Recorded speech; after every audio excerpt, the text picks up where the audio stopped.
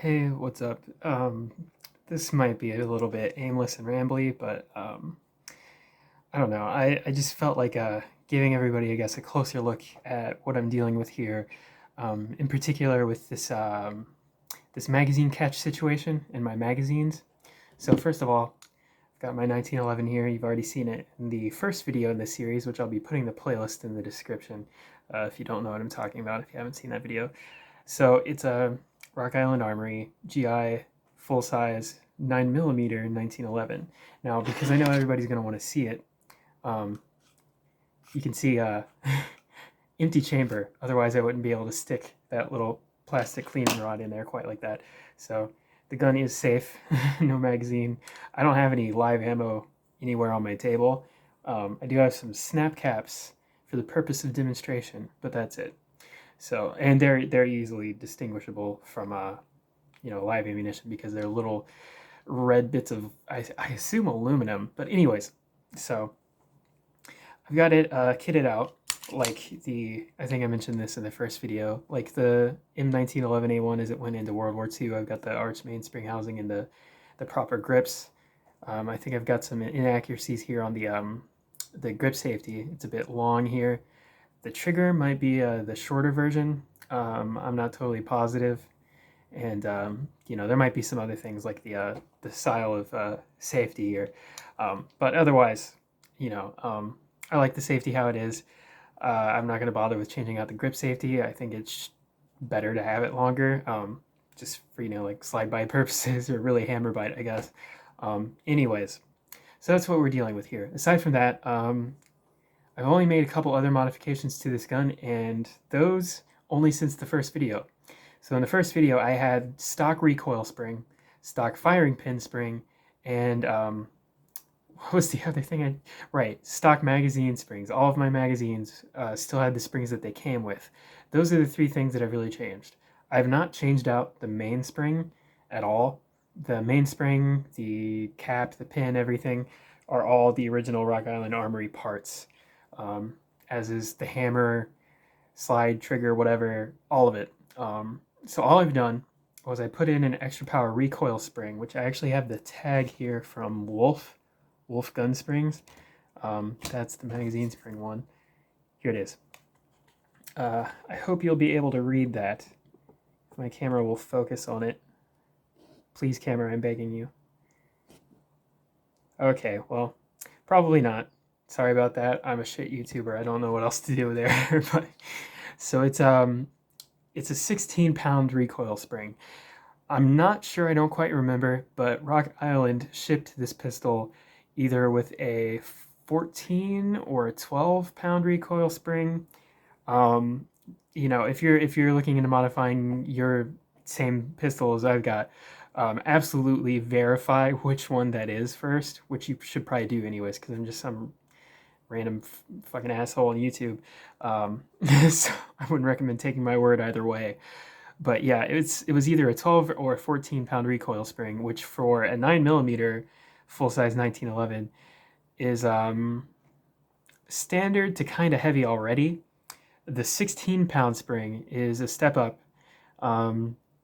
See, the thing is, I was having an issue where whenever I would, say I had the slide lock back, and I would go to put in a magazine and chamber the first round, what would happen is if I took that magazine right back out after I chambered the first round, if I dropped the magazine again, the first round would be in the chamber just fine. But the second round out of the magazine would pop out of the feed lips, and so when I would remove the magazine, a second live round would fall out of the gun, because it wasn't in the magazine anymore, and it also was not in the chamber. The slide would be in battery, it would be ready to fire, but it would probably, maybe, malfunction if I actually did fire it.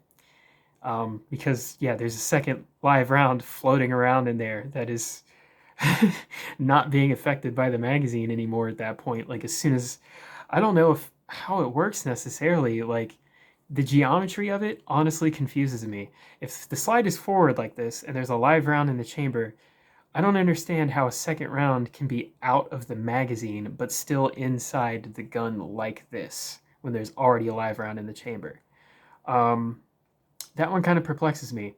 I think that's some John Moses Browning magic, and I'm a bit terrified of it, quite frankly. The man had some strange workings.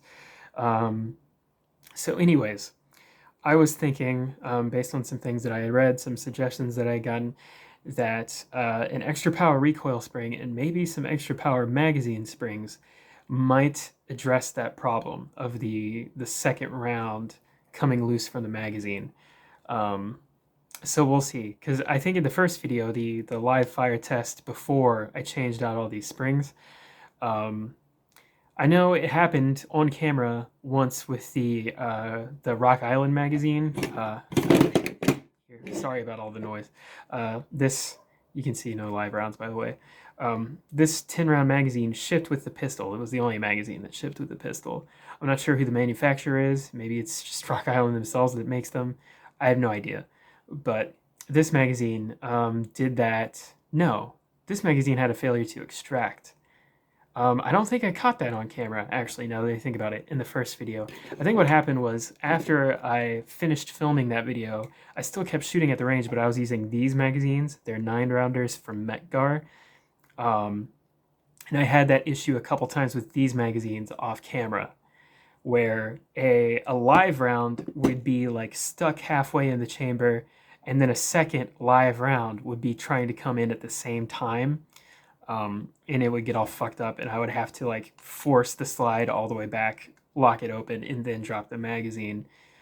Or if I could, manage it, like really press on the magazine release and strip that magazine out of there. And if you do that, it would close properly on that first live round, and the second live round would just drop out of the magazine well.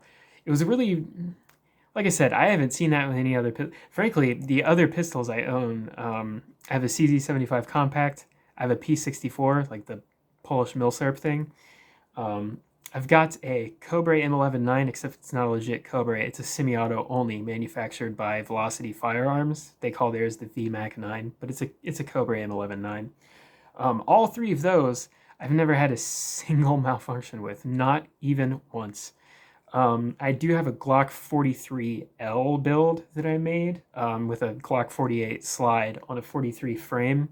And the frame I used, I've got one that's an SS80 and then another one that's a PF9SS. They're both 80% frames.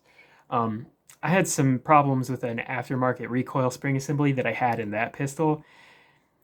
I fixed it. I just got a Glock OEM recoil spring assembly, and then I haven't had any problems with it. So I've never seen the like live round partially in the chamber, another loose live round no longer in the magazine, trying to feed behind it.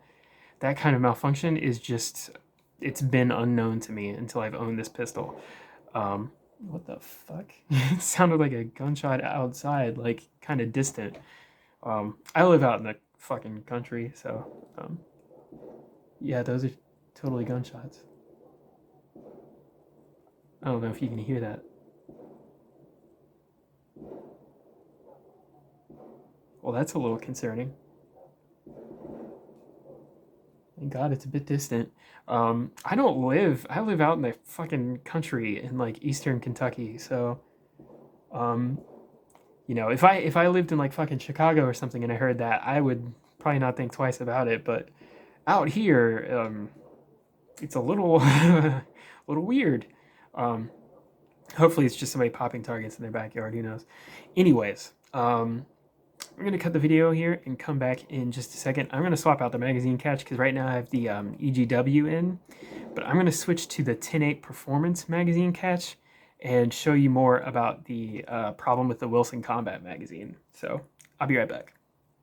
All right, so we're back.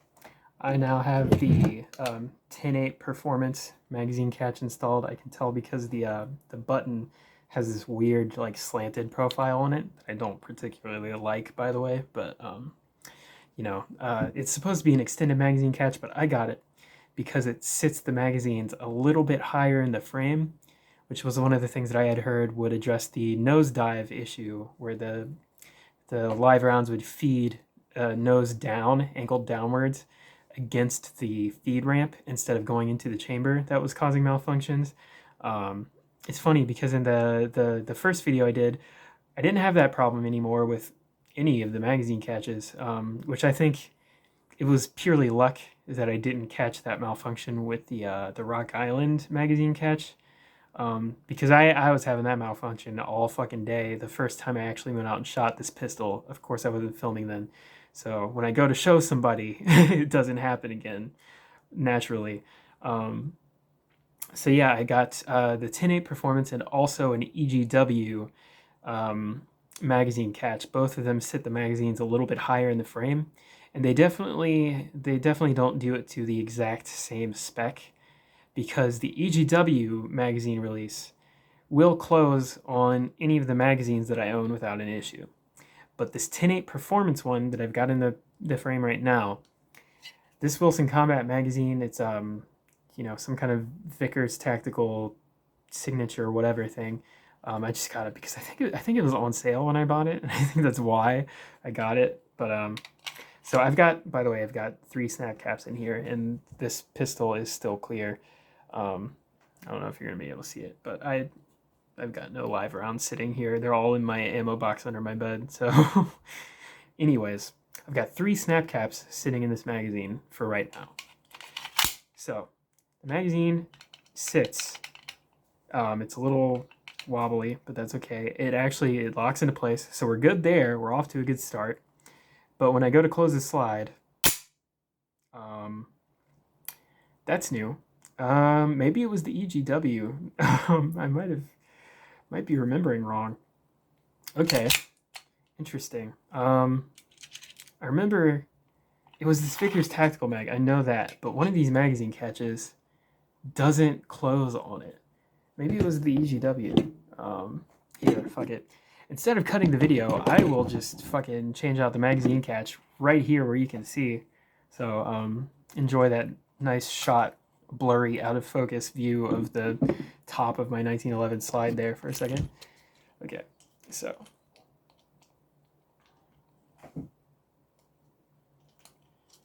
All right, set that aside.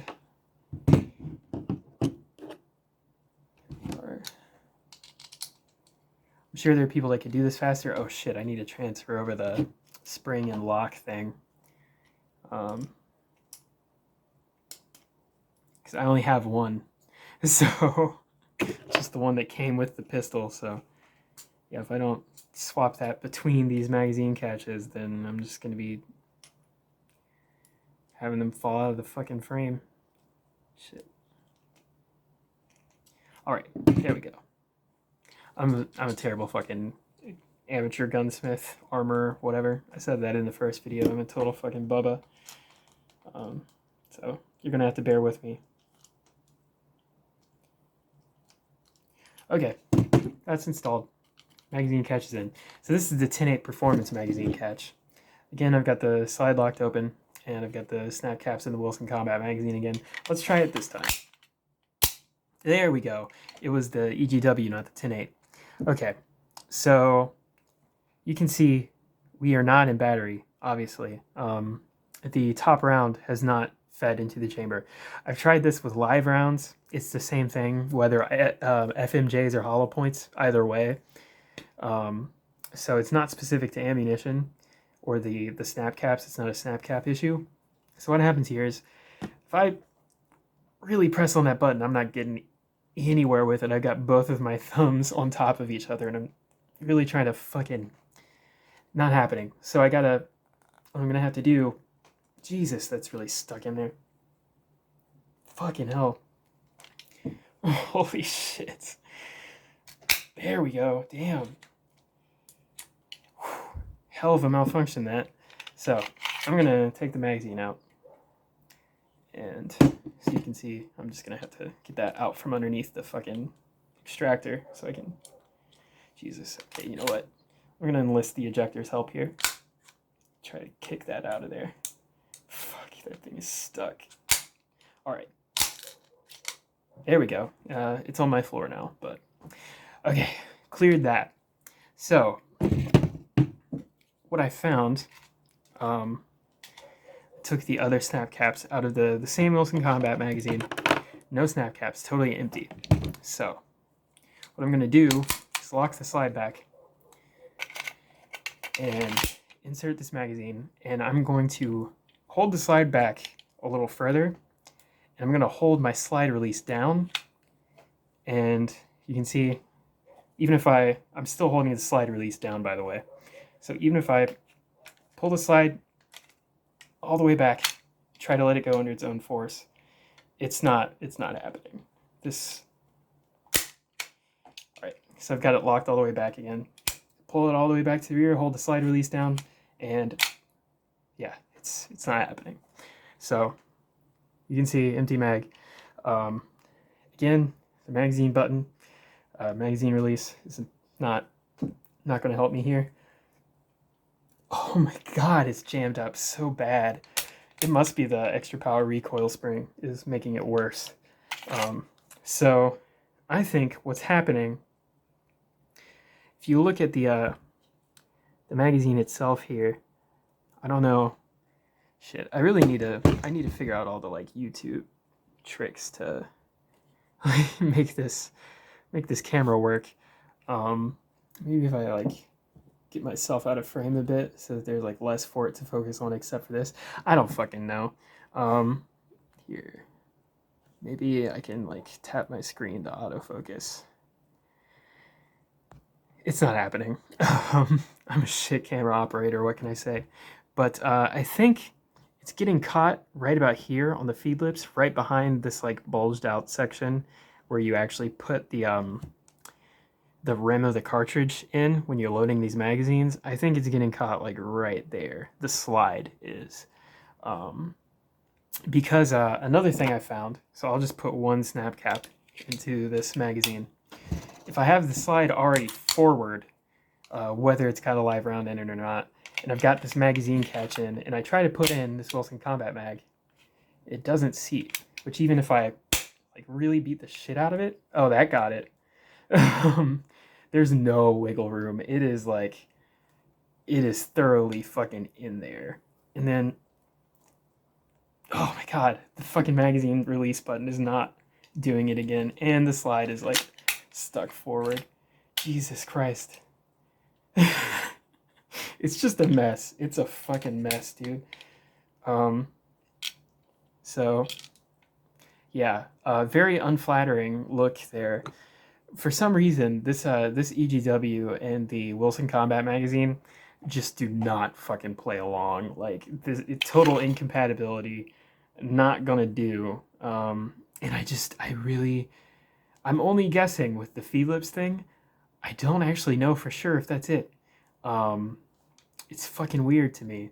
Obviously, I got it to seat technically, so I don't think it's like the ejector is, like I would have to like file out the bottom of the ejector a bit to give the magazine a little bit more wiggle room to seat. I don't think that's necessarily the issue.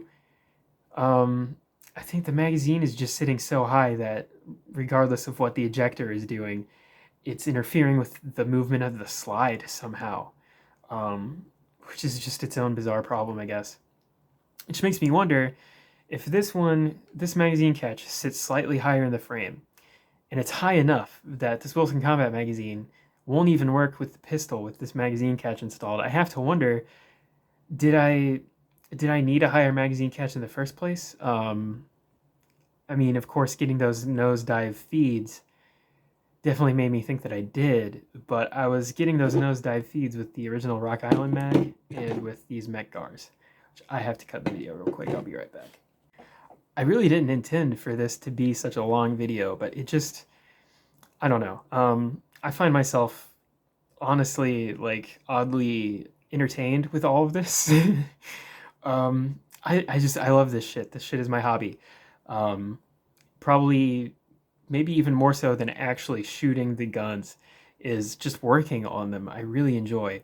I maybe should have gotten into some kind of like mechanical type shit when I was younger, and like maybe I would be really good with cars right now, but I just never found cars all that interesting. But I'm a fucking dork that plays a lot of video games, so I think that's probably why I navigated towards guns instead of cars. I don't really play like racing games or anything. I played first person shooters. Anyways, so yeah, this whole situation is a bit interesting to me. Um, I think what I'm going to do is I'm going to play around mostly with the original Rock Island magazine catch, and maybe even the 10.8. As much as I don't like that slanted profile on the button, um, it's not giving me issues with the Wilson Combat mags. But I am going to go ahead and repeat that first video I did in this series where I try all of the magazines with all of the magazine catches. I'm going to do that again. All 3 catches, all 4, 5 magazines, because I have 2 of the mec-gars. I'm only going to use 1 at a time. There's no point in me using both mec-gars, I think. I doubt they're built to such different specs that it's going to make that much of a difference. But yeah, I'm gonna repeat the first video basically, but now I've got the extra power recoil spring. Firing pin spring I don't think is necessarily gonna make a difference, but it's a good feature for safety, because the 1911 doesn't have a firing pin block, so at least not the model that I have, not most models. You can get some 1911s that have firing pin blocks, but usually they don't. So you want to get an extra power firing pin spring. And the magazine springs, so I changed out the magazine spring on this magazine and on both of my mec-gars. Now I did not bother anything with the Trip Research or the Wilson Combat. These still both have their original magazine springs because they were already pretty fucking stiff to begin with. So I left those alone, but I did install Wolf's extra power magazine springs for both the mec-gars and the original 1911 Rock Island magazine. So we'll see if that makes a difference, if the recoil spring makes a difference. Of course, I'm trying them both at the same time, so I won't be able to tell which one necessarily did it. But it seems to be a worthwhile. Both of them seem to be a worthwhile modification to make. The recoil spring, even if it doesn't do anything in terms of reliability, it will make it a little bit easier to shoot, which is already a massive pistol chambered in 9mm. So this thing is already like just super mild to begin with. So to have this extra power recoil spring that is noticeably heavier if just like manually cycling it,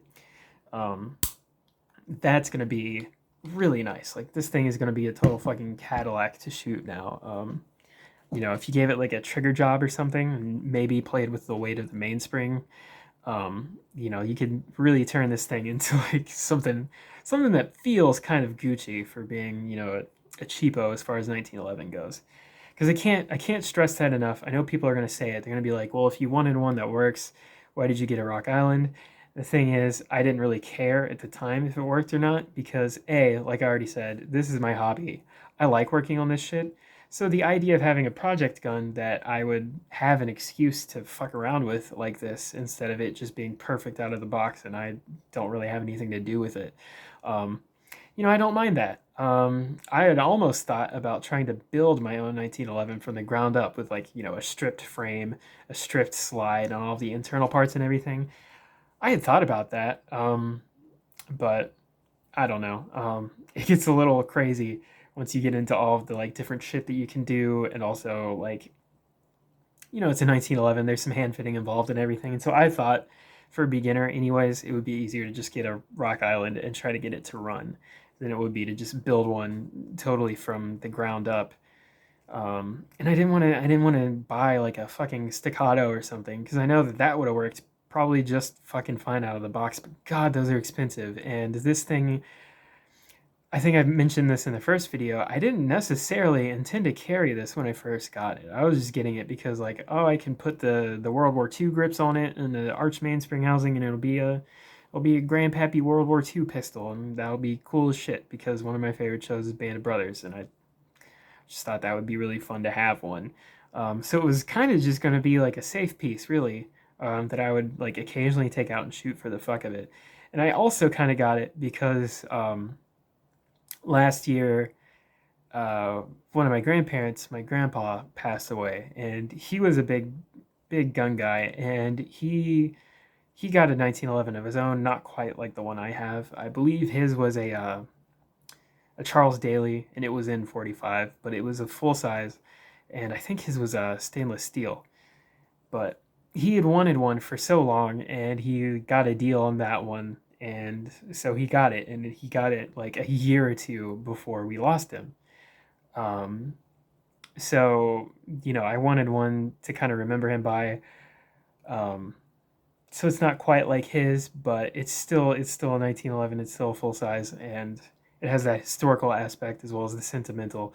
So that's really why I got it. So if you're buying a piece just for like you think it's a fun collector's item, you don't intend to carry it, and it's kind of a sentimental thing, you're not going to want to spend a shitload on it. So that's why I got a Rock Island, because I knew it probably wasn't really going to work very well. I knew that. But you know what? I'm going to try to step up to the challenge of getting it to work well, because I kind of do want to carry it now. Because as I showed in the first video, I got that clear holster that is really, really good at concealing a full size. Like, if you've ever wanted to carry a full size, like if you have a fucking Beretta 92 series or like one of the M9 variants or something that you want to carry, but you've always felt like it's just too big, try a cleaner holster. You might be surprised. You might get away with it. Shit, if you've got on like a flannel shirt or like a BDU shirt or a coat or whatever, dude, you could get away with what is it? Fucking HK Mark 23, the big ass beyond full size 45 pistol that they were like basically designing to be an offensive handgun, is I think they were calling it. That thing is massive, and with a clinger holster, that thing could disappear under a flannel shirt. It's fucking ridiculous. So those things are awesome. I'm not a paid sponsorship, by the way. They've never heard of me. Probably never will. But yeah, now that I've discovered that, like, holy shit, I could get away with this thing, and like I said, it's really mild recoiling, and especially now with that recoil spring in it, like, it's just gonna be a fucking smooth ride. And of course, the trigger is nice. Every 1911 trigger is going to beat pretty much any striker fired out of the box for the most part, just because it's single action. So, nice trigger, easy to shoot, feels great in the hand. I'm a fucking dork about the historical shit. I like the sights, honestly. After painting the front sight with that white enamel paint, I find them actually really easy to use. Of course, if I were in like a super low light situation, I don't have any illumination to them. Um, but aside from that, I really like the sights on it, honestly. So there's so much about this pistol that I really like, and I totally would carry it, but I have to absolutely make sure that it works right first. Because I'm not going to carry something that I can't be confident that it's going to get through a magazine or two without a malfunction. Um, of course, it needs to be even more reliable than that, but I'm just, idiomatically speaking. Anyways, I've droned on long enough. I guess I'm just going to cut it here. I've already wasted pretty much half an hour of your time. So, yeah, just thought I'd show you guys more detail on what I'm dealing with here. And I don't know, maybe somebody has some ideas for me, some suggestions. I don't fucking know. But in any case, if you're thinking about getting a Rock Island GI-FS 9mm, you might be looking at something like this, which hopefully you would already be aware of that. But if you weren't before, you are now. So, anyways, I'll see you in the next part in this series, because we are not done with this pistol. So.